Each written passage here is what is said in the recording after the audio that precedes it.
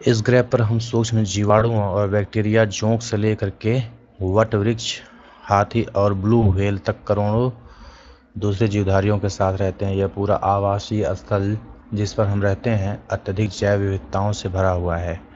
मानव और दूसरे जीवधारी एक जटिल पारिस्थितिकी तंत्र का निर्माण करते हैं जिसका हम एकमात्र हिस्सा हैं और अपने अस्तित्व के लिए इसके विभिन्न तत्वों पर निर्भर करते हैं। उदाहरण के लिए वायु जिसमें हम सांस लेते हैं, जल जिसे हम पीते हैं, मृदा जो अनाज पैदा करती है जिसके बिना हम जीवित नहीं रह सकते, पौधे, पशु, सूक्ष्मजीवी इनका पुनः सृजन करते हैं। वन पारिस्थितिकी तंत्र में महत्वपूर्ण भूमिका निभाते हैं क्योंकि ये प्राथमिक उत्पादक हैं जिन पर दूसरे सभी जीव निर्भर करते हैं। वन्य जीवन और कृषि फसल उपजातियों में अत्यधिक जैव विविधता पाई जाती है। यह आकार और कार्य में विभिन्न है परंतु अंतर्निर्भरताओं के जटिल जाल द्वारा एक तंत्र में गुथी हुई है। भारत में वनस्पति जात और प्राणी जात। यदि आप आसपास नज़र दौड़ाते हैं तो आप पाएंगे कि कुछ ऐसे प्राणी और पौधे हैं जो आपके क्षेत्र में ही पाए जाते हैं। वास्तव में भारत जैव विविधता के संदर्भ में विश्व के सबसे समृद्ध देशों में से एक है। यहाँ विश्व की सारी जैव उपजातियों की 8% जनसंख्या लगभग 16 लाख पाई जाती है। ये अभी खोजी जाने वाली उपजातियों से 2 या 3 गुना है। आप पाए वाले वनों और वन्य जीव संसाधनों के क्षेत्रफल और किस्मों के बारे में पढ़ चुके हैं। आपने सोचा होगा कि इन संसाधनों का आपके दैनिक जीवन में क्या महत्व है। ये विविध वनस्पति जात और प्राणी जात हमारे हर रोज के जीवन में इतने गुथे हुए हैं कि हम इसकी कद्र नहीं करते, परंतु पर्यावरण के प्रति हमारी असंवेदना के कारण पिछले कुछ समय में इन संसाधनों पर भारी दबाव पड़ा है। क्या आप जानते हैं कि हमारे देश में लगभग 81,000 वन्य जीवन उपजातियां हैं। लगभग 47,000 वनस्पति उपजातियां पाई जाती हैं। वनस्पति उपजातियों में लगभग 15,000 उपजातियां भारतीय मूल की हैं, मतलब स्थानीय हैं। क्रियाकलाप। अपने क्षेत्र में मानव और प्रकृति के समन्वयी संबंधों पर प्रचलित कहानियों के बारे में पता लगाइए। कुछ अनुमान यह कहते हैं कि भारत में 10% वनस्पति जात और 20% स्तनधारियों को लुप्त होने का खतरा है। इसमें से कई उपजातियां तो नाजुक अवस्था में हैं, लुप्त होने के कगार पर हैं। इनमें चीता, गुलाबी सिर वाला बत्तख, पहाड़ी कोयल और जंगली चित्तीदार उल्लू, मधुका इनेग्सिस जो महुआ की जंगली किस्म है, और हुबड़िया हेप्टाइनोन घास की प्रजाति है। तो वास्तव में कोई भी नहीं बता सकता कि अब तक कितनी प्रजातियां लुप्त हो चुकी हैं। आज हमारा ध्यान अधिक बड़े और दिखाई देने वाले प्राणियों और पौधों के लुप्त होने पर अधिक संकेंद्रित है, परंतु छोटे प्राणी जैसे कीट और पौधे भी महत्वपूर्ण होते हैं। क्या आप जानते हैं कि भारत में बड़े प्राणियों में स्तनधारियों की 79 जातियाँ, पक्षियों की 44 जातियाँ, सरीसृपों की 15 जातियाँ और जल स्थलचरों की 3 जातियाँ लुप्त होने के कगार पर हैं। लगभग 1500 पादप जातियाँ के भी लुप्त होने का खतरा है। फूलदार वनस्पति और रीढ़धारी प्राणियों के लुप्त होने की दर लुप्त होने की प्राकृतिक दर से 50 से 100 गुना ज़्यादा है। लुप्त होते वन। भारत में जिस पैमाने पर वन कटाई हो रही है वह विचलित कर देने वाली बात है। देश में वन आवरण के अंतर्गत अनुमानित 79.42 मिलियन हेक्टेयर क्षेत्रफल है।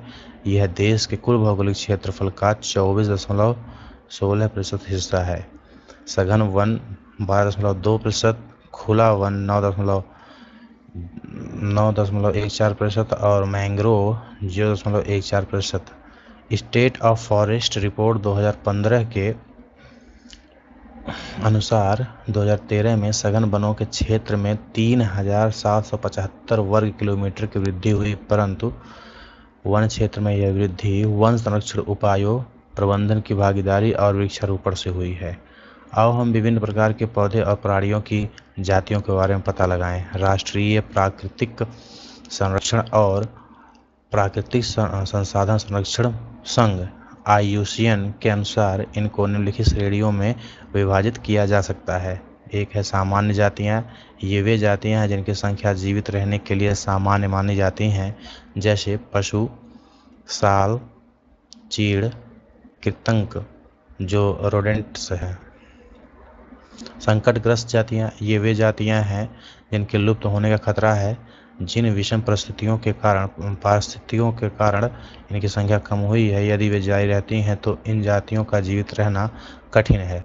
काला हिरण, मगरमच्छ, भारतीय जंगली गधा, गैंडा, शेर पूंछ वाला बंदर, संगाई, मणिपुरी हिरन इत्यादि इस प्रकार की जातियों के उदाहरण हैं। फिर है सुभेद जातियाँ, ठीक है, जिसको वनरेबल कहते हैं। ये वे जातियाँ हैं जिनकी संख्या घट रही है। यदि इनकी संख्या पर विपरीत प्रभाव डालने वाले परिस्थितियाँ नहीं बदली जाती तो इनकी संख्या घटती रहती है। तो यह संकटग्रस्त जातियों की श्रेणी में शामिल हो जाएंगे, जैसे नीली भेड़ हुई, एशियाई हाथी, गंगा नदी की डॉल्फिन इत्यादि इस प्रकार की जातियों के उदाहरण हैं। यह दुर्लभ जातियाँ, इन जातियों की संख्या बहुत कम या सुभेद्य है, और यदि इनको प्रभावित करने वाली विषम परिस्थितियाँ नहीं परिवर्तित की गई तो ये संकटग्रस्त जातियों की श्रेणी में आ सकती हैं।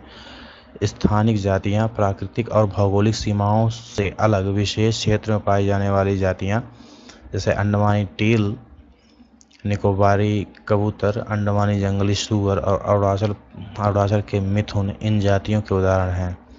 लुप्त जातियाँ, ये वे जातियाँ हैं जो इनके रहने के आवासों में खोज करने की अनुपस्थिति पाई जाती है। ये उपजातियाँ स्थानीय क्षेत्र, प्रदेश, देश, महाद्वीप और पूरी पृथ्वी से लुप्त हो गई हैं। ऐसी उपजातियों में एशियाई चीता, गुलाबी सिर वाली बत्तख शामिल हैं। कुछ लुप्त, दुर्लभ और संकटग्रस्त जातियाँ, ठीक है। कर्नाटक में पाए जाने वाले हेट्रोमीट्रस कानारेंसिस, ठीक है, और ये है पश्चिमी घाट के दक्षिण भाग में पाया जाने वाला ऑक्लेट्रा थॉन्डकेरिया गैम्बल, जिसका उपयोग कटाई और टोकरी बनाने में किया जाता है। ठीक है, यहाँ पे है एम्बिलिका राइबीज, कच्चे फलों वाला संकटग्रस्त पौधा लता है ये। निकोबारी मेगापोड और साइकेस बिडोमी डागर, पूर्वी घाट में पाया जाने वाला एक दुर्लभ साइकेड। एशियाई चीता कहाँ चला गया? भूमि पर रहने वाला दुनिया का सबसे तेज स्तनधारी प्राणी चीता बिल्ली परिवार का एक अजूबा और विशिष्ट सदस्य है, जो 112 किलोमीटर प्रति घंटा की गति से दौड़ सकता है। लोगों को आमतौर पर भ्रम रहता है कि चीता एक तेंदुआ होता है। चीते की विशेष पहचान उसकी आँख के कोने से मुंह तक नाक के दोनों ओर फैली आंसुओं के लकीरनुमा निशान है। 20वीं शताब्दी से पहले चीते अफ्रीका और एशिया में दूर दूर तक फैले हुए थे, परंतु इसके आवासीय क्षेत्र और शिकार की उपलब्धता कम होने से ये लगभग लुप्त हो गए। भारत में तो यह जाति बहुत पहले 1952 में लुप्त घोषित कर दिए गए थे। वे प्रतिकूल कारक कौन से हैं जिनसे वनस्पति जात और प्राणी जात का ऐसा भयानक ह्रास हुआ है? यदि आप चारों ओर नज़र दौड़ाएंगे तो आप पाएंगे कि किस प्रकार हमने प्रकृति को संसाधनों में परिवर्तित कर दिया है। हमें लकड़ी, छाल, पत्ते, रबड़, दवाइयाँ, भोजन, ईंधन, चारा, खाद इत्यादि प्रत्यक्ष व परोक्ष रूप से वनों और वन्य जीवन से प्राप्त होता है। इसीलिए हम ही हैं जिन्होंने वन और वन्य जीवन को नुकसान पहुंचाया है। भारत में वनों को सबसे बड़ा नुकसान उपनिवेश काल में रेल लाइन, कृषि, व्यवसाय, वानिकी तथा खनन प्रक्रियाओं में वृद्धि से हुआ। स्वतंत्रता प्राप्ति के बाद भी वन संसाधनों के सिकुड़ने से कृषि का फैलाव महत्वपूर्ण कारकों में से एक रहा है। भारत में वन सर्वेक्षण के अनुसार 1951 और 1980 के बीच लगभग 26,200 वर्ग किलोमीटर वन क्षेत्र कृषि भूमि में परिवर्तित किया गया।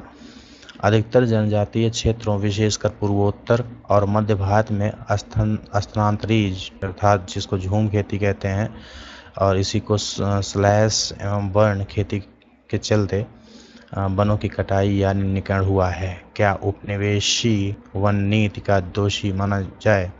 हमारे कुछ पर्यावरण विशेषज्ञों के अनुसार भारत में कई क्षेत्रों के में संवर्धन, वृक्षारोपण अर्थात वाणिज्य की दृष्टि से कुछ या एकल वृक्ष जातियों के बड़े पैमाने पर रोपण करने से पेड़ों की दूसरी जातियां खत्म हो गई।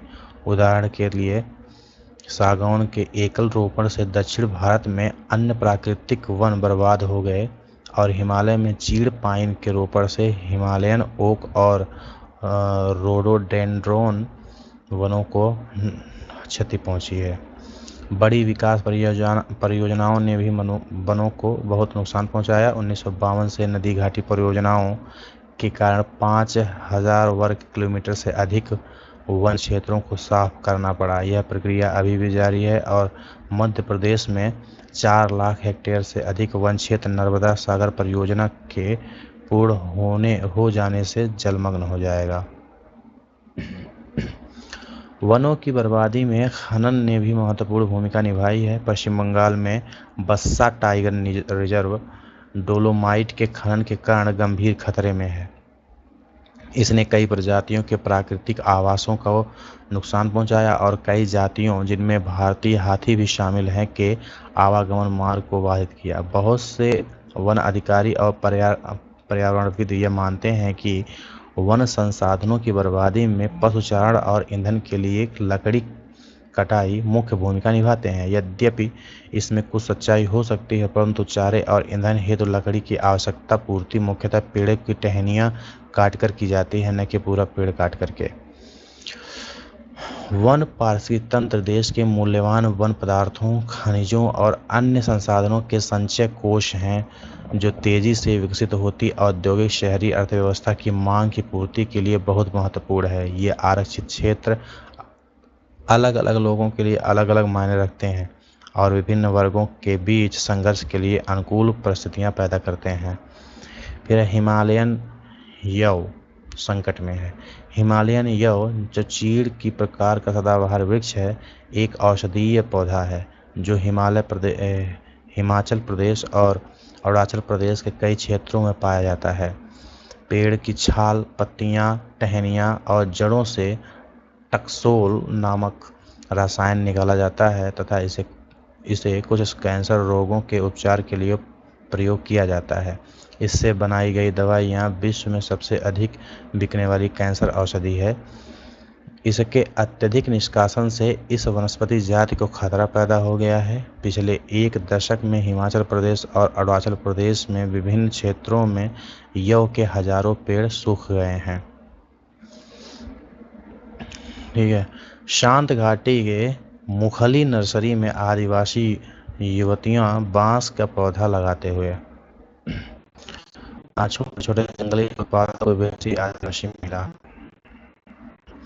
की पत्नियों को करती आदिवासी महिलाएं।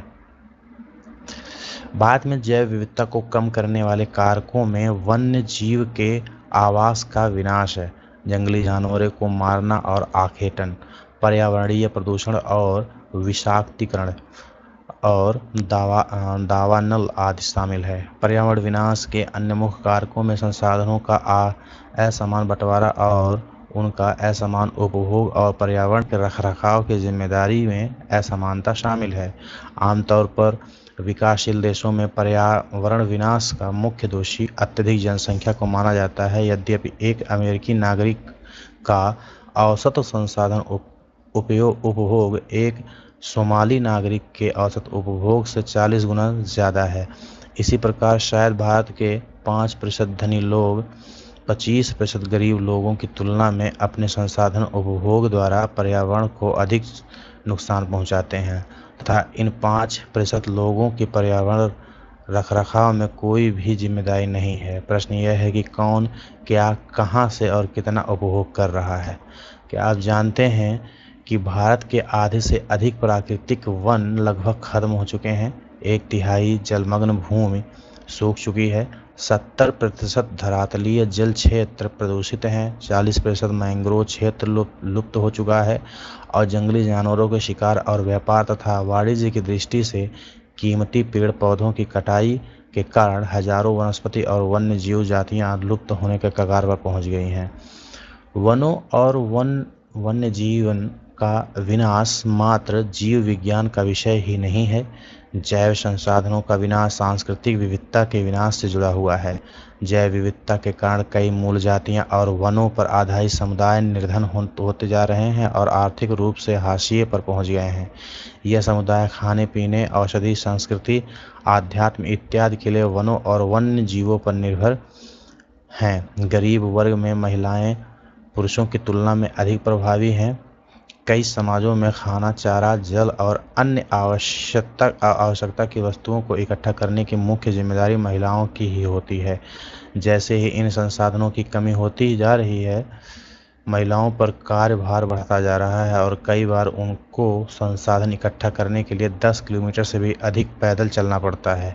इससे उन्हें गंभीर स्वास्थ्य समस्याएं झेलनी पड़ती हैं।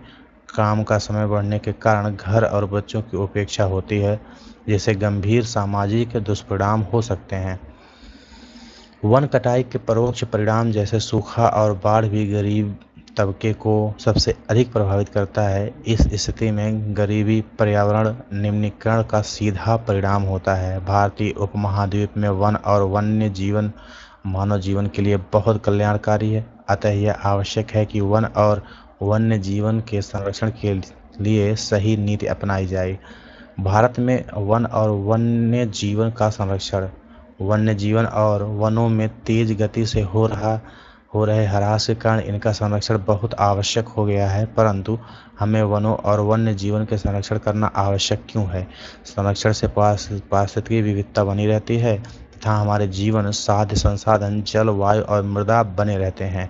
यह विभिन्न जातियों में बेहतर जनन के लिए वनस्पति और पशुओं में जीन्स अर्थात जेनेटिक्स विविधता को भी संरक्षित करती है। उदाहरण के तौर पर हम कृषि में अभी भी पारंपरिक फसलों पर निर्भर हैं। जलीय जैव विविधता मोटे तौर पर मछली पालन बनाए रखने पर निर्भर है।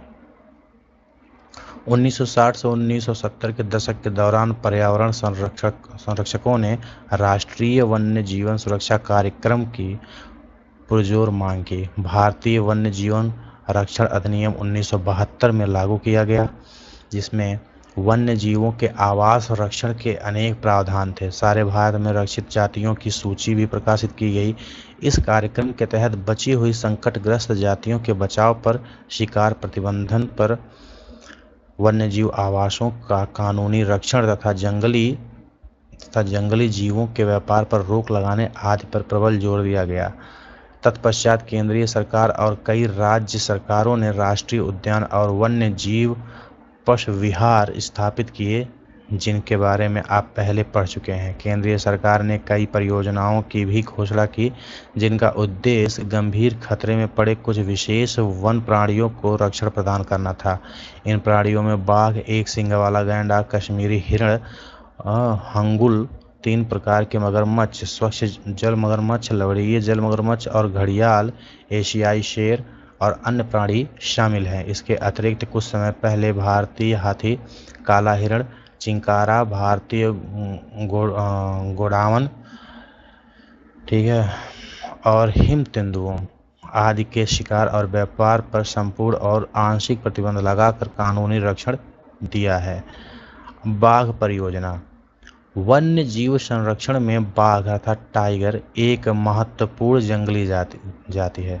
1973 में अधिकारियों ने पाया कि देश में 20वीं शताब्दी के आरंभ में बाघों की अनुमानित संख्या 55,000 से घट के मात्र 1827 रह गई है। बाघों को मारकर उनके व्यापार के लिए चोरी करना, आवासीय स्थलों का सिकुड़ना, भोजन के लिए आवश्यक जंगली उपजातियों की संख्या कम होना और जनसंख्या में वृद्धि बाघों की घटती संख्या के मुख्य कारण हैं।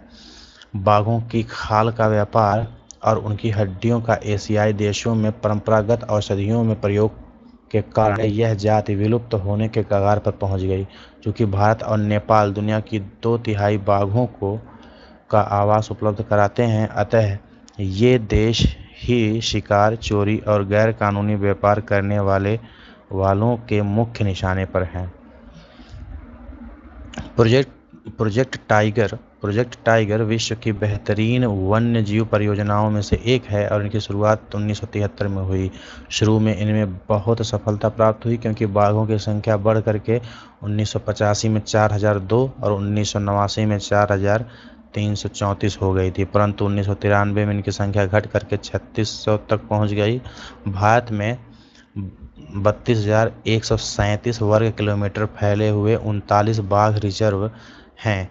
बाघ संरक्षण मात्र एक संकटग्रस्त जातियों को बचाने का प्रयास नहीं है, अपितु इसका उद्देश्य बहुत बड़े आकार के जैव जाति को ही बचाना है। उत्तराखंड में कार्बेट राष्ट्रीय उद्यान, पश्चिम बंगाल में सुंदरवन राष्ट्रीय उद्यान, मध्य प्रदेश में बांधवगढ़ राष्ट्रीय उद्यान, राजस्थान में सरिस्का वन जीव पशु विहार, असम में मानस बाघ रिजर्व और केरल में पेरियार बाघ रिजर्व भारत में बाघ संरक्षण परियोजनाओं के उदाहरण है। स्रोत है राष्ट्रीय बाघ संरक्षण अथॉरिटी, पर्यावरण और वन मंत्रालय, भारत सरकार। काजीरंगा राष्ट्रीय उद्यान में गैंडा और हिरन।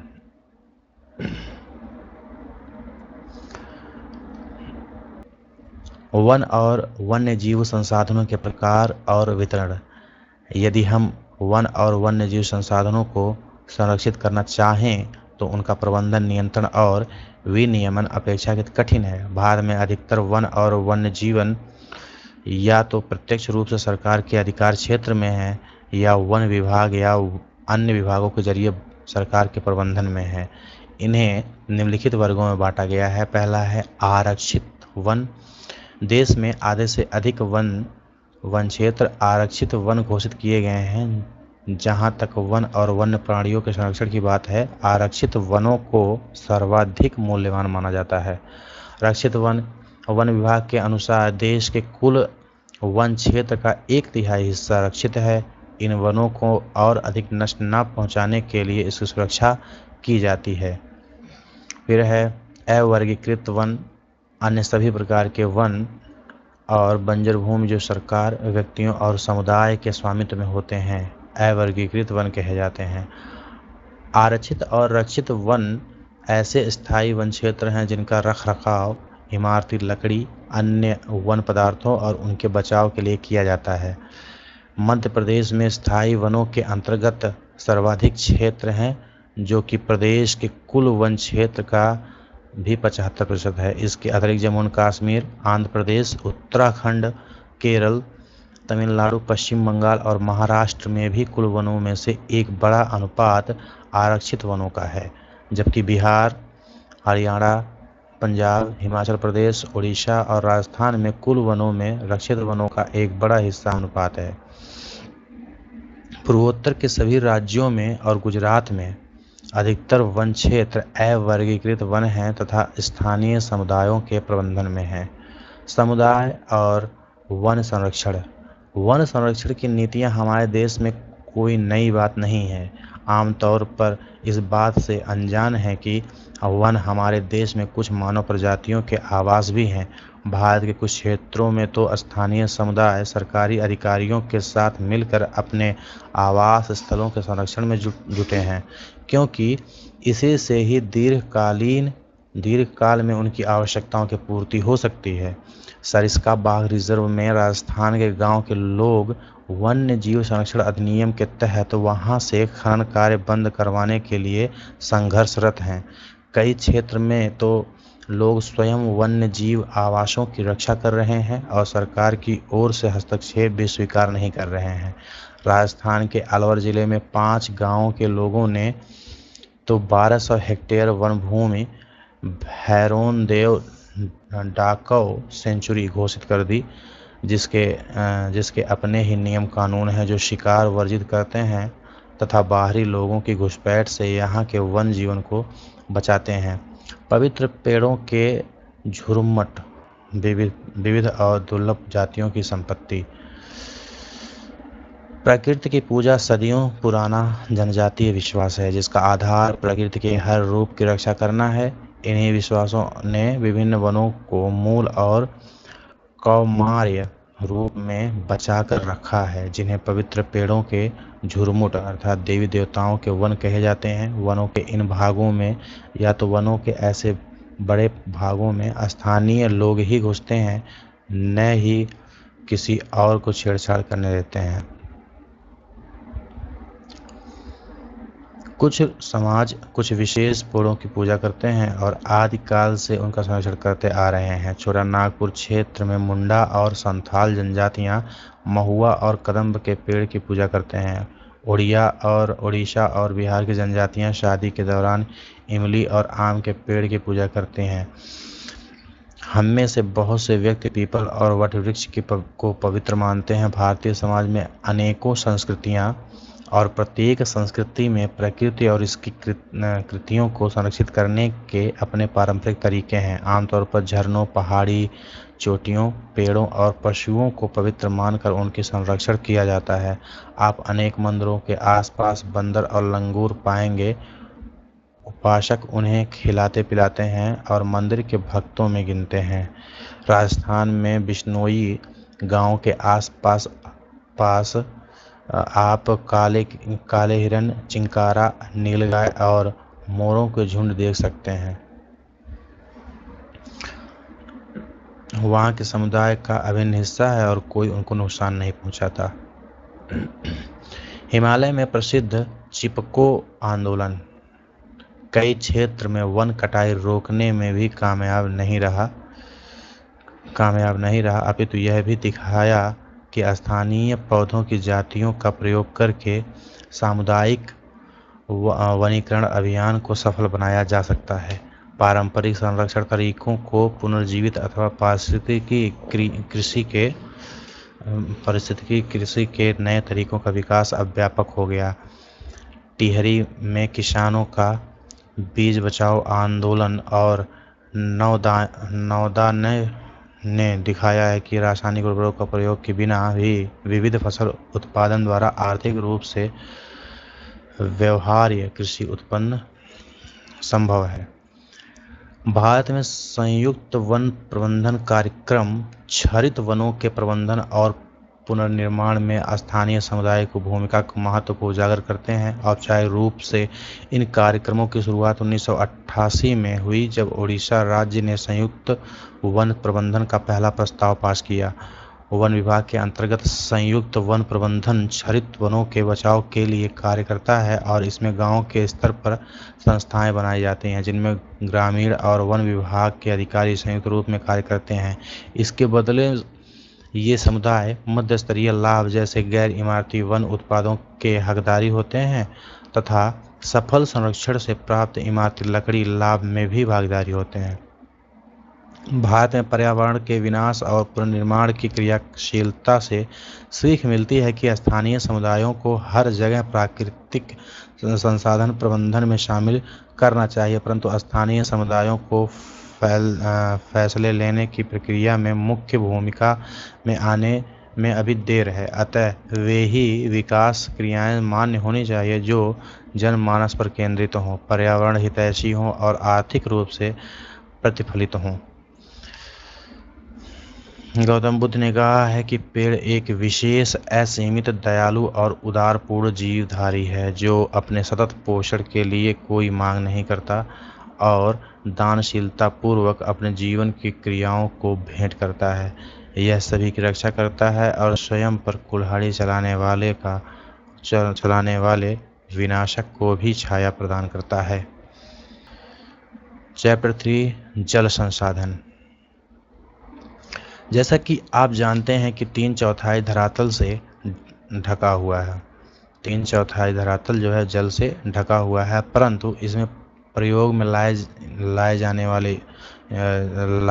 लाने योग्य अलवणीय जल के अनुपात बहुत कम है। यह अलवणीय जल हमें सतही अपवाह और भौम जल स्रोतों से प्राप्त होता है, जिनका लगातार नवीकरण और पुनर्भरण जलीय चक्रण द्वारा होता है।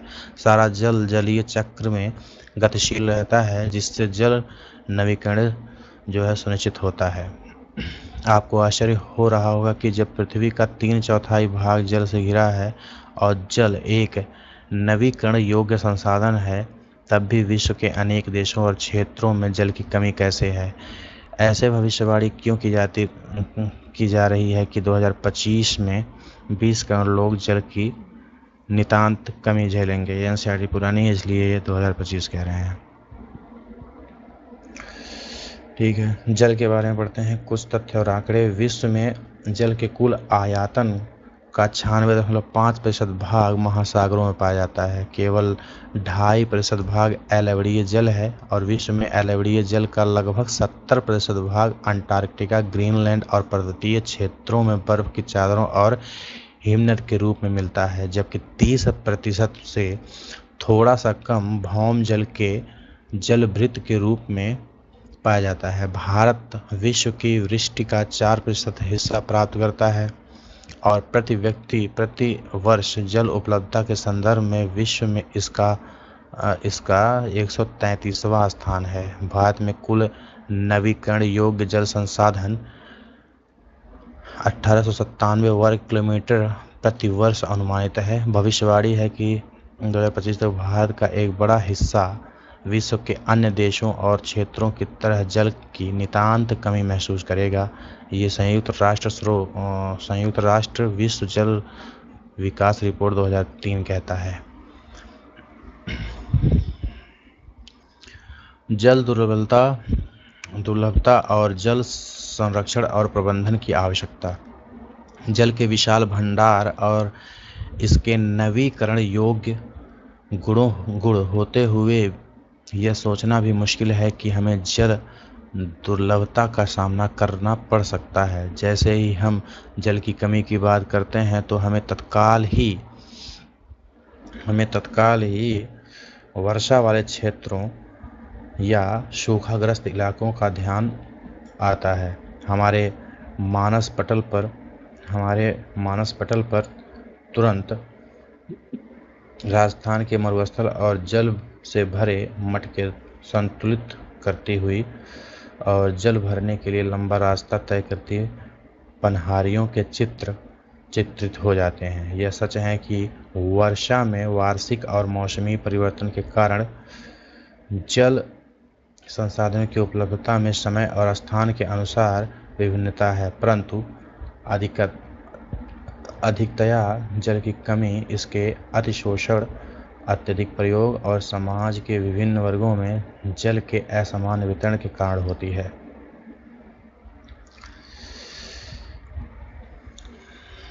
क्या यह संभव है कि किसी क्षेत्र में प्रचुर मात्रा में जल संसाधन होने के बावजूद भी वहाँ जल की दुर्बलता हो? हमारे कई शहर इसके उदाहरण हैं। अतः जल दुर्लभता अत्यधिक और बढ़ती जनसंख्या और उसके परिणाम स्वरूप जल की बढ़ती मांग और उसके असमान वितरण का परिणाम हो सकता है। जल अधिक जनसंख्या के घरेलू उपयोग में ही नहीं बल्कि अधिक अनाज उगाने के लिए भी चाहिए। अतः अनाज का उत्पादन बढ़ाने के लिए जल संसाधनों का अतिशोषण करके ही सिंचित क्षेत्र बढ़ाया जा सकता है और शुष्क ऋतु में भी खेती की जा सकती है। सिंचित कृषि में जल का सबसे ज़्यादा उपयोग होता है। शुष्क कृषि तकनीकों तथा सूखा प्रतिरोधी फसलों के विकास द्वारा अब कृषि क्षेत्र में क्रांति लाने की आवश्यकता है। आपने टेलीविज़न विज्ञापनों में देखा होगा कि बहुत से किसानों के खेतों पर अपने निजी कुएं और नलकूप हैं जिससे सिंचाई करके वे उत्पादन बढ़ा रहे हैं, परंतु आपने सोचा है कि इसका परिणाम क्या हो सकता है? इसके कारण भौम जल स्तर नीचे गिर सकता है और लोगों के लिए जल की उपलब्धता में कमी हो सकती है और भोजन सुरक्षा खतरे में पड़ सकता है। स्वतंत्रता के बाद भारत में तेजी से औद्योगिकरण और शहरीकरण हुआ और विकास के अवसर प्राप्त हुए। आजकल हर जगह बहुराष्ट्रीय कंपनियां बड़े औद्योगिक घरानों के रूप में फैली हुई हैं। उद्योगों की बढ़ती हुई संख्या के कारण अलवणीय जल संसाधनों पर दबाव बढ़ रहा है। उद्योगों को अत्यधिक जल के अलावा उनको चलाने के लिए ऊर्जा की भी आवश्यकता होती है और इसकी काफ़ी हद तक पूर्ति जल विद्युत से होती है। वर्तमान समय में भारत में कुल विद्युत का लगभग 22% भाग जल विद्युत से प्राप्त होता है। इसके अलावा शहरों की बढ़ती संख्या और जनसंख्या तथा शहरी जीवन शैली के कारण न केवल जल और ऊर्जा की आवश्यकता में बढ़ोतरी हुई है, अपितु इनसे संबंधित समस्याएं और भी गहरी हुई हैं। यदि आप शहरी आवास समितियों और कॉलोनियों पर नज़र डालें तो आप पाएंगे कि उनके अंदर जल पूर्ति के लिए नलकूप स्थापित किए गए हैं। इनमें कोई आश्चर्य नहीं है कि शहरों में जल संसाधनों का अतिशोषण हो रहा है और इसकी कमी होती जा रही है। अब तक हमने जल दुर्बलता के मात्रात्मक पहलू की बात की है। आओ हम ऐसी स्थिति के बारे में विचार करें जहां लोगों की आवश्यकता के लिए काफ़ी जल संसाधन है, परंतु फिर भी इन क्षेत्रों में जल की दुर्लभता है। यह दुर्लभता जल की खराब गुणवत्ता के कारण हो सकती है। पिछले कुछ वर्षों से यह चिंता का विषय बनता जा रहा है कि लोगों की आवश्यकताओं के लिए प्रचुर मात्रा में जल उपलब्ध होने के बावजूद यह घरेलू और औद्योगिक अपशिष्टों, रसायनों, कीटनाशकों और कृषि में प्रयुक्त उर्वरकों द्वारा प्रदूषित हैं और मानव उपयोग के लिए खतरनाक हैं। यहाँ देखते हैं एक the citizens fixed report CSE 1999। Bharat की नदियाँ, विशेषकर छोटी सरिताएं, जहरीली धाराओं में परिवर्तित हो गई हैं और बड़ी नदियाँ जैसे गंगा और यमुना कोई भी शुद्ध नहीं है। बढ़ती जनसंख्या, कृषि आधुनिकीकरण, नगरीकरण और औद्योगिकरण भारत की नदियों पर अत्यधिक दुष्प्रभाव है और हर दिन गहराता जा रहा है। इससे संपूर्ण जीवन खतरे में है। आपने अनुभव कर लिया होगा कि समय की मांग है कि हम अपने जल संसाधनों का संरक्षण और प्रबंधन करें, स्वयं को स्वास्थ्य संबंधित खतरों से बचाएं, खाद्यान्न सुरक्षा, अपनी आजीविका और उत्पादन क्रियाओं की निरंतरता को सुनिश्चित करें और हमारे प्राकृतिक पारितंत्र को निम्नीकृत होने से बचाएं। जल संसाधनों के अतिशोषण और कुप्रबंधन से इस संसाधनों का ह्रास हो सकता है और पारिस्थितिकीय संकट की समस्या पैदा हो सकती है, जिसका हमारे जीवन पर गंभीर प्रभाव हो सकता है। बहुउद्देशीय नदी परियोजनाएं और समन्वित जल संसाधन प्रबंधन। हम जल का संरक्षण और प्रबंधन कैसे करें? पुरातत्व, वैज्ञानिक और ऐतिहासिक अभिलेख या दस्तावेज बताते हैं कि हमने प्राचीन काल से सिंचाई के लिए पत्थरों और मलबों से बांध, जलाशय अथवा झीलों के तटबंध और नहरों जैसी उत्कृष्ट जलीय कृतियां बनाई हैं। इसमें कोई आश्चर्य नहीं है कि हमने यह परिपाटी आधुनिक भारत में पाई जा रही है और अधिकतर नदियों के बेसिनों में बांध बनाए गए हैं। प्राचीन भारत में जलीय कृतियां ईसा से 1 शताब्दी पहले इलाहाबाद के नज़दीक श्रृंगवेरा में गंगा नदी की बाढ़ के जल को संरक्षित करने के लिए एक उत्कृष्ट जल संरक्षण तंत्र बनाया गया था। चंद्रगुप्त मौर्य के समय बृहद स्तर पर बांध, झील और सिंचाई तंत्रों का निर्माण करवाया गया। कलिंग ओडिशा, नागार्जुनकोंडा आंध्र प्रदेश, बेन्नूर कर्नाटक, कोल्हापुर महाराष्ट्र में उत्कृष्ट सिंचाई तंत्र होने के सबूत मिलते हैं। अपने समय की सबसे बड़ी कृत्रिम झीलों में से एक भोपाल झील 11वीं शताब्दी में बनाई गई। 14वीं शताब्दी में इल्तुतमिश ने दिल्ली में सीरी फोर्ट क्षेत्र में जल की सप्लाई के लिए हौज खास एक विस्तृत तालाब बनवाया। बांध क्या है और हमें जल संरक्षण और प्रबंधन में कैसे सहायक है? परंपरागत बांध नदियां और वर्षा जल को इकट्ठा करके बाद में उसे खेतों की सिंचाई के लिए उपलब्ध करवाते थे। आजकल बांध सिर्फ सिंचाई के लिए ही नहीं बनाए जाते, अपितु उनका उद्देश्य विद्युत उत्पादन, घरेलू और औद्योगिक उपयोग, जल आपूर्ति, बाढ़ नियंत्रण, मनोरंजन, आंतरिक नौचालन और मछली पालन भी है। इसीलिए बांधों को बहुउद्देशीय परियोजना भी कहा जाता है, जहां एकत्रित जल के अनेकों उपयोग समन्वित होते हैं। उदाहरण के तौर पर सतलुज ब्यास बेसिन में भाखड़ा नागल परियोजना जल विद्युत उत्पादन और सिंचाई दोनों के काम में आती है। इसी प्रकार महानदी बेसिन में हीराकुंड परियोजना जल संरक्षण और बाढ़ नियंत्रण का समन्वय है। बांध बहते जल को रोकने, दिशा देने और बहाव कम करने के लिए खड़ी की गई बाधा है, जो आमतौर पर जलाशय, झील अथवा जल भराव बनाती है। बांध का अर्थ जलाशय से लिया जाता है, न कि इसके ढांचे से।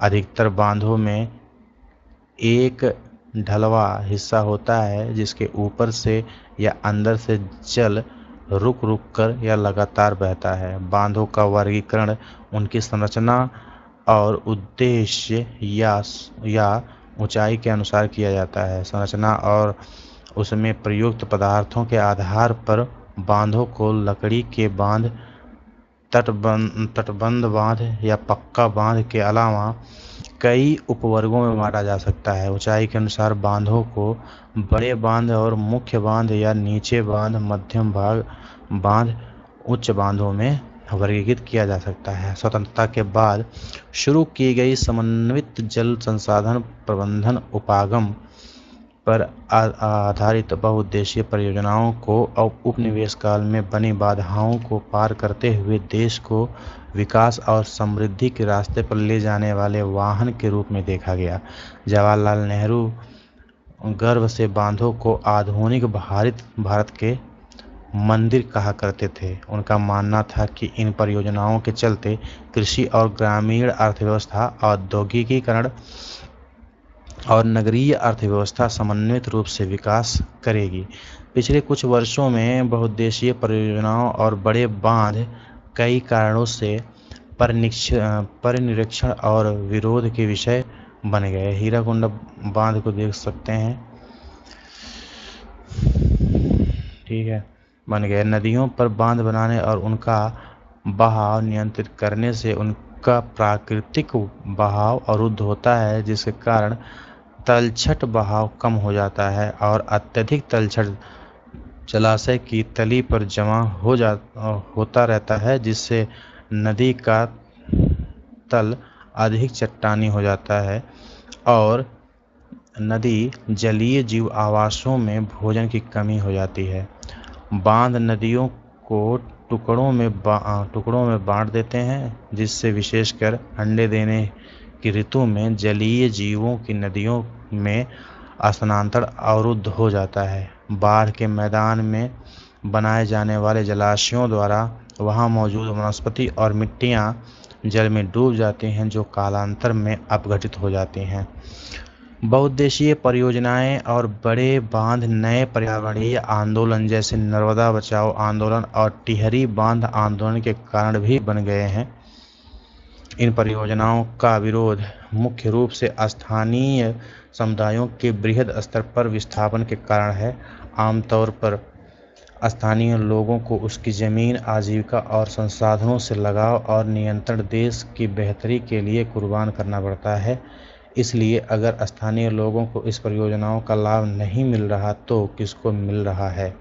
शायद जमींदारों और बड़े किसानों को, उद्योगपतियों या कुछ नगरीय केंद्रों को। गांव के भूमिहीनों को लीजिए, क्या वे वास्तव में ऐसी परियोजनाओं से लाभ उठाते हैं? सिंचाई ने कई क्षेत्रों में फसल प्रारूप परिवर्तित कर दिया है, जहां किसान जल गहन और वाणिज्यिक फसलों की ओर भूमि मालिकों और गरीब आकर्षित हो रहे हैं। ठीक है, इससे मृदाओं के लवणीकरण जैसे गंभीर पारिस्थितिकीय परिणाम हो सकता है। इसी दौरान इसने अमीर भूमि मालिकों और गरीब भूमिहीनों में सामाजिक दूरी बढ़ाकर सामाजिक परिदृश्य बदल दिया है। जैसा कि हम देख सकते हैं कि बांध उसी जाल के अलग अलग उपयोग और लाभ चाहने वाले लोगों के बीच संघर्ष पैदा करता है।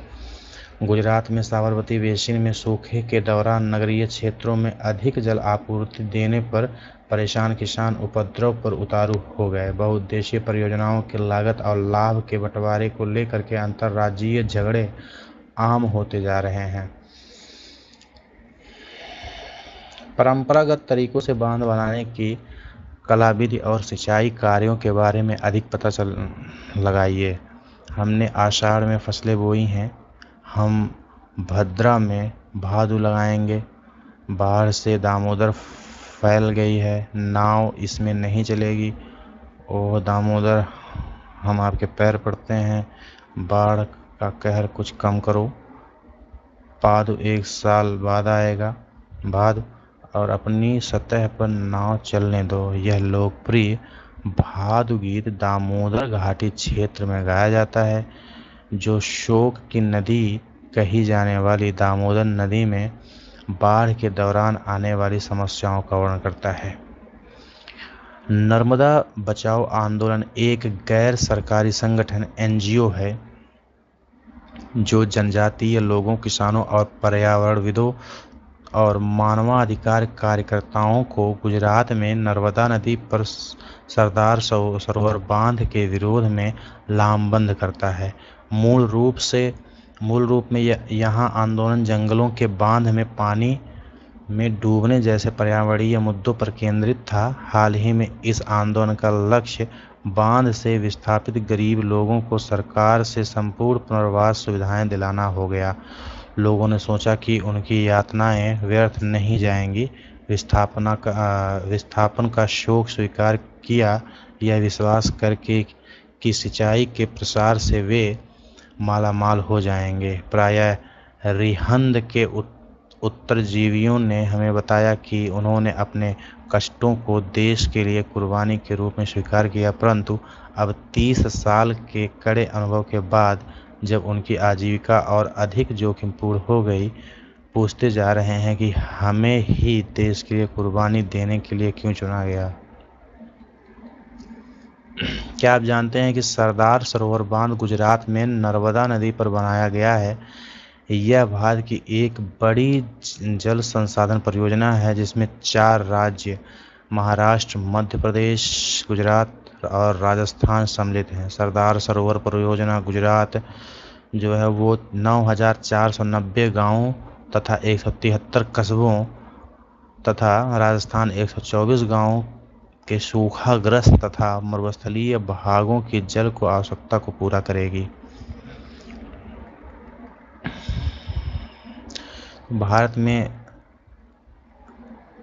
ये नदी का जाल है और इस पे बनने वाले जो बांध है, मुख्य नदियां एवं बांध है, तो यहाँ पे देखो भागड़ा नागल बांध है, टिहरी बांध, नरोरा बांध है, यहाँ पे कोटा बैराज है, राणा प्रताप सागर बांध, गांधी सागर बांध, सरदार सरोवर बांध, फिर गोदावरी नदी पर जो है प्रवारा बांध, कोयना बांध, नागार्जुन सागर बांध, तुंगभद्रा नदी पे है, तुंगभद्रा नदी पे तुंगभद्रा बांध है और कृष्णा नदी पे कोयना और नागार्जुन सागर है। कावेरी पे मेट्यूर है और पेरियार नदी पे पेरियार बांध स्थित है। ठीक है, और यहाँ पे दामोदर नदी पर स्थित है पंचेत, कोनार, मेथान, तिलैया और रिहंद सोन नदी पे स्थित है। हीरा कुंड महानदी पे स्थित है। क्या आप जानते हैं कि कृष्णा गोदावरी विवाद की शुरुआत महाराष्ट्र सरकार द्वारा कोयना पर जल विद्युत परियोजना के लिए बांध बनाकर जल की दिशा परिवर्तित कर कर्नाटक और आंध्र प्रदेश सरकारों द्वारा आपत्ति जताए जाने से हुई थी। इससे इन राज्यों में पड़ने वाले नदी के निचले हिस्सों में जल प्रवाह कम हो जाएगा और कृषि और उद्योग पर विपरीत असर पड़ेगा। क्रियाकलाप देखिए, अंतर्राज्यीय जल विवादों की एक सूची तैयार करिए। नदी परियोजनाओं पर उठी अधिकतर आपत्तियां उनके उद्देश्यों में विफल हो जाने पर हैं। यह एक विडंबना ही है कि जो बांध बाढ़ नियंत्रण के लिए बनाए जाते हैं, उनके जलाशयों में तलछट जमा हो जाने से वे बाढ़ आने के कारण बन जाते हैं। अत्यधिक वर्षा होने की दशा में तो बड़े बांध कई बार बाढ़ नियंत्रण में असफल रहते हैं। आपने पढ़ा होगा कि 2006 में महाराष्ट्र और गुजरात में भारी वर्षा के दौरान बांध से छोड़े गए जल की वजह से बाढ़ की स्थिति और भी विकट हो गई। इन बाढ़ों से न केवल जान और माल का नुकसान हुआ, अपितु बृहद स्तर पर मृदा अपरदन भी हुआ। बांध के जलाशय पर तलछट जमा होने का अर्थ यह भी है कि यह तलछट, जो कि एक प्राकृतिक उर्वरक है, बाढ़ के मैदानों तक नहीं पहुंच पाती या पहुंचती हैं, जिनके कारण भूमि निम्नीकरण की समस्या बढ़ती है। यह भी माना जाता है कि बहुउद्देशीय परियोजनाओं के कारण भूकंप आने की संभावना भी बढ़ जाती है और अत्यधिक जल के उपयोग से जल जनित बीमारियां, फसलों के में कीटाणु जनित बीमारियां और प्रदूषण फैलते हैं। वर्षा जल संग्रहण। बहुत से लोगों का मानना है कि बहुउद्देशीय परियोजनाओं के अलाभप्रद असर और उन पर उठे विवादों के चलते वर्षा जल संग्रहण तंत्र इसके सामाजिक, आर्थिक और पारिस्थितिक तौर पर व्यवहार्य विकल्प हो सकते हैं। प्राचीन काल में उत्कृष्ट जलीय निर्माणों के साथ साथ जल संग्रहण के ढांचे भी बनाए जाते थे। लोगों को वर्षा पद्धति और मृदा के गुणों के बारे में गहरा ज्ञान था। उन्होंने स्थानीय पारिस्थितिकीय परिस्थितियों और उनकी जल आवश्यकता अनुसार वर्षा जल, भौम जल, नदी जल और बाढ़ जल संग्रहण के अनेक तरीके विकसित कर लिए थे। पहाड़ी और पर्वतीय क्षेत्रों में लोगों ने गुल अथवा कुल, पश्चिमी हिमालय जैसी वाहिकाएं नदी की धारा का रास्ता बदलकर खेतों में सिंचाई के लिए बनाई गई हैं। पश्चिमी भारत, विशेषकर राजस्थान में पीने का जल एकत्रित करने के लिए छत वर्षा जल संग्रहण का तरीका आम है। पश्चिमी बंगाल में बाढ़ के मैदान में लोग अपने खेतों की सिंचाई के लिए बाढ़ जल वाहिकाएं बनाते थे। शुष्क और अर्ध शुष्क क्षेत्रों में खेतों में वर्षा जल एकत्रित करने के लिए गड्ढे बनाए जाते थे ताकि मृदा को सिंचित किया जा सके और संरक्षित जल को खेती के लिए उपयोग में लाया जा सके।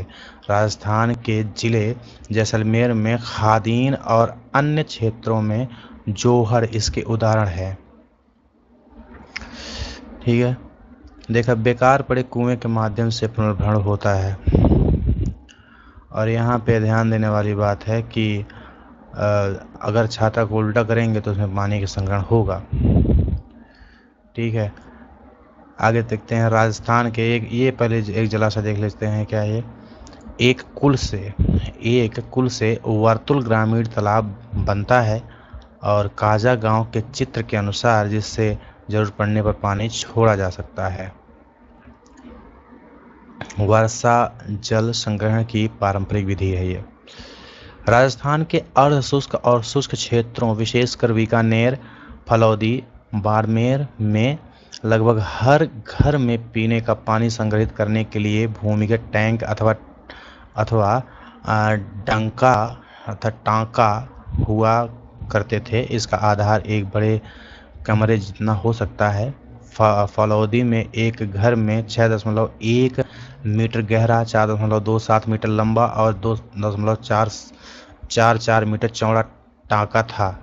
ठीक है, टांका यह सुव्यवस्थित छत वर्षा जल संग्रहण तंत्र का एक अभिन्न हिस्सा होता है, जिसे मुख्य घर या आंगन में बनाया जाता था। वे घरों के ढलवा छतों में पाइप द्वारा जुड़े हुए थे। छत से वर्षा का पानी इन नलों से होकर के भूमिगत टांका तक पहुंचा था, जहां इसे एकत्रित किया जाता था। वर्षा का पहला जल छत और नलों को साफ करने में प्रयोग होता था और उसे संग्रहित नहीं किया जाता था। बाद में होने वाली वर्षा का जल संग्रहण किया जाता था। ये एक तरीका था। ठीक है। टांका में वर्षा जल अगली वर्ष ऋतु तक संग्रहित किया जाता था। यह इसे जल की कमी वाले ग्रीष्म ऋतु तक पीने का जल उपलब्ध करवाने वाला जल स्रोत बनता है। वर्षा जल अथवा पालर पानी जैसा कि इसे इन क्षेत्रों में पुकारा जाता है, प्राकृतिक जल की शुद्धतम रूप समझा जाता है। कुछ घरों में तो टांकों के साथ भूमिगत कमरे भी बनाए जाते हैं, क्योंकि जल का यह स्रोत इन कमरों को भी ठंडा रखता था, जिससे ग्रीष्म ऋतु में गर्मी से राहत मिलती है। एक रोचक तथ्य है, मेघालय की राजधानी शिलांग में छत वर्षा जल संग्रहण प्रचलित है। यह रोचक इसीलिए है क्योंकि चेरापूंजी और मानिशराम, जहां विश्व की सबसे अधिक वर्षा होती है, शिलांग से 55 किलोमीटर दूरी पर ही स्थित है, और यह शहर पीने के जल की कमी की गंभीर समस्या का सामना करता है। शहर के लगभग हर घर में छत वर्षा जल संग्रहण की व्यवस्था है। घरेलू जल आवश्यकता की कुल मांग के लगभग 15 से 25% हिस्से की पूर्ति छत जल संग्रहण व्यवस्था से ही होती है। यह दुख की बात है कि आज पश्चिमी राजस्थान में छत वर्षा जल संग्रहण की रीति इंदिरा गांधी नहर से उपलब्ध 12मासी पेयजल के कारण कम होती जा रही है। हालांकि कुछ घरों में टांकों की सुविधा अभी भी उपलब्ध है, क्योंकि उन्हें नल के पानी का स्वाद पसंद नहीं है। सौभाग्य से आज भी भारत के कई ग्रामीण और शहरी क्षेत्रों में जल संरक्षण और संग्रहण का यह तरीका प्रयोग में लाया जा रहा है। कर्नाटक के मैसूर जिले में स्थित एक सुदूर गांव गंडाथूर में ग्रामीणों ने अपने घर में जल आवश्यकता पूर्ति छत वर्षा जल संग्रहण की व्यवस्था की हुई है। गांव के लगभग 200 घरों में यह व्यवस्था है, और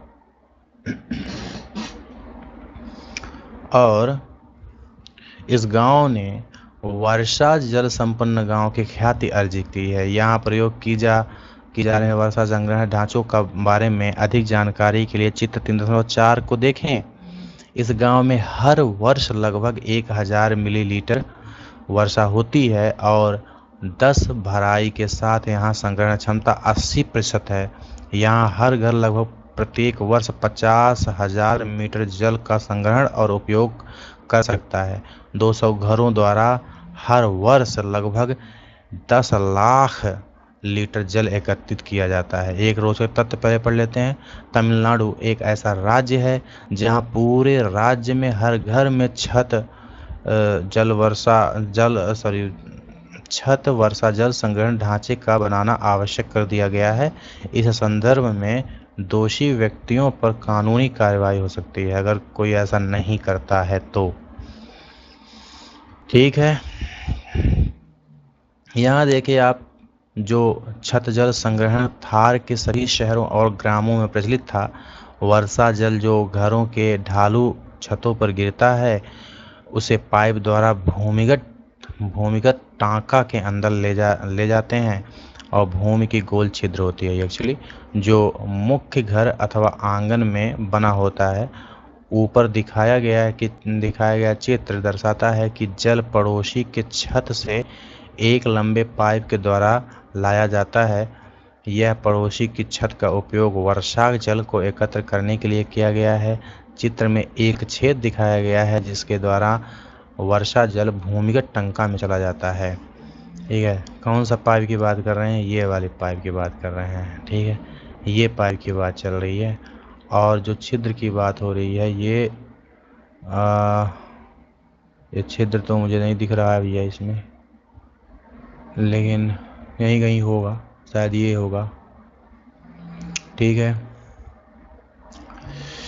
बांस ड्रिप सिंचाई प्रणाली क्या है भाई?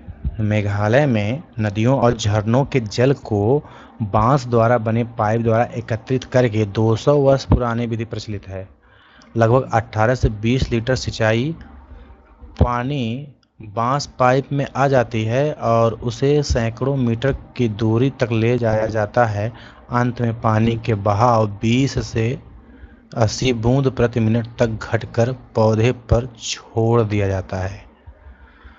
पहाड़ी शिखरों पर सदानीरा झरनों की दिशा परिवर्तित करने के लिए बांस के पाइपों का उपयोग किया जाता है। इन पाइपों के माध्यम से गुरुत्वाकर्षण द्वारा जल पहाड़ के निचले स्थानों तक पहुंचाया जाता है। बांस से निर्मित चैनल से पौधे के स्थान तक जल के बहाव परिवर्तित किया जाता है। पौधे तक बांस पाइप से बनाई गई व बिछाई गई विभिन्न जल शाखाओं में जल वितरित किया जाता है और पाइपों में जल प्रवाह इनकी स्थितियों में परिवर्तन करके नियंत्रित किया जाता है। यदि पाइपों को सड़क पार ले जाना हो तो उन्हें भूमि पर ऊंचाई से ले जाया जाता है। अगर सड़क पार तो ऊंचाई ऊपर से ही उसको गुजारते हैं। ठीक है, और यहाँ पे है चित्र 0.56 में अगर देखें ये दोनों, तो संकुचित किए हुए चैनल सेक्शंस और पथांतर इकाई जल इकाई के अंतिम चरण में प्रयुक्त की जाती है और अंतिम चैनल सेक्शन में पौधों की जड़ों के निकट जल गिराया जाता है। ठीक है, तो इसी के साथ चैप्टर ये ख़त्म होता है।